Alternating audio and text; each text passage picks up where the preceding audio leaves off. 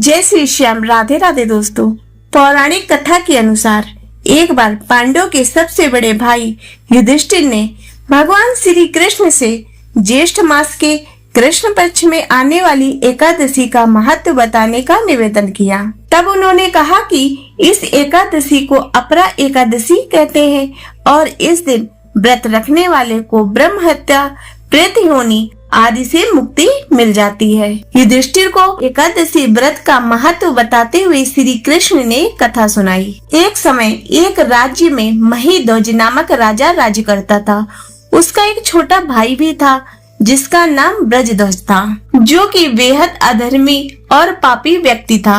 वह अन्याय के मार्ग पर चलने वाला और अपने भाई महिध्वज से द्वेष करने वाला था।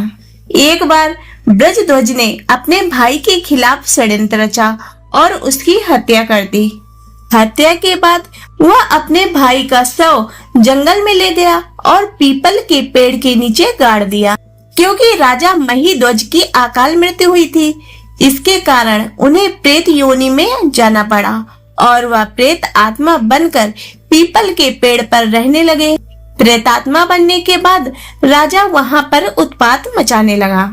तब एक दिन उस पीपल के पेड़ के सामने से धौम्य ऋषि गुजर रहे थे और उन्होंने उस प्रेत को देखा और देखते ही समझ गए कि यह तो वही राजा है जिसकी अकाल मृत्यु हुई थी।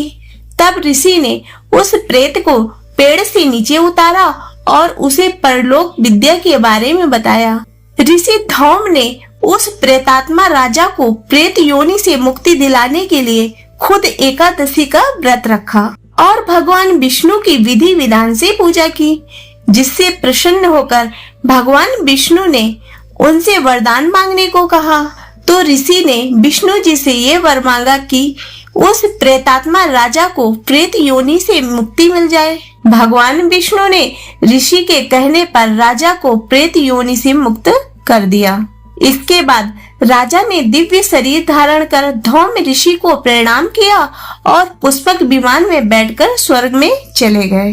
तो दोस्तों, आशा करती हूँ कि आपको ये व्रत कथा पसंद आई होगी। यदि ये व्रत कथा पसंद आई हो तो इसे लाइक करें तथा चैनल को सब्सक्राइब करें।